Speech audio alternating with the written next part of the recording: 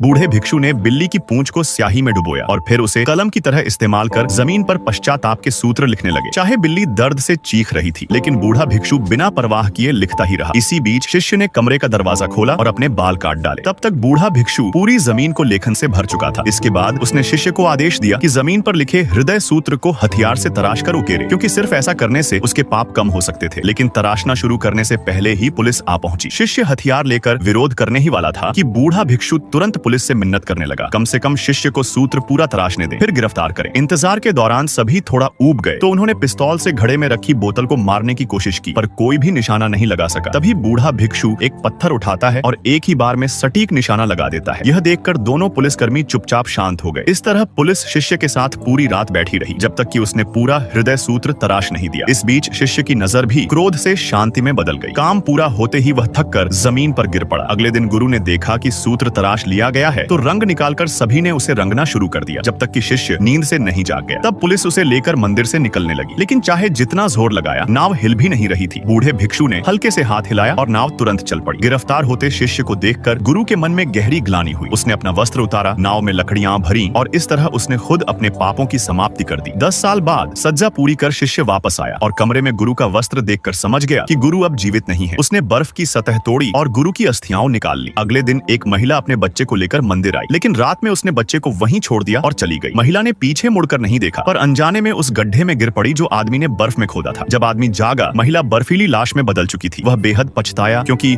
उसकी खोदी हुई बर्फ की खाई में एक निर्दोष की मौत हो गई थी। फिर उसने अपनी पीठ पर पत्थर लाद लिया और सच्चे मन से अपने पापों का प्रायश्चित करने निकल पड़ा। वह पहाड़ की चोटी तक चलता रहा। भले ही उसके पैर लहूलुहान हो गए, लेकिन उसका पश्चाताप नहीं रुका। चोटी पर पहुंचकर उसने बुद्ध की मूर्ति रखी और गुरु द्वारा सिखाया गया हृदय सूत्र मन ही मन दोहराने लगा।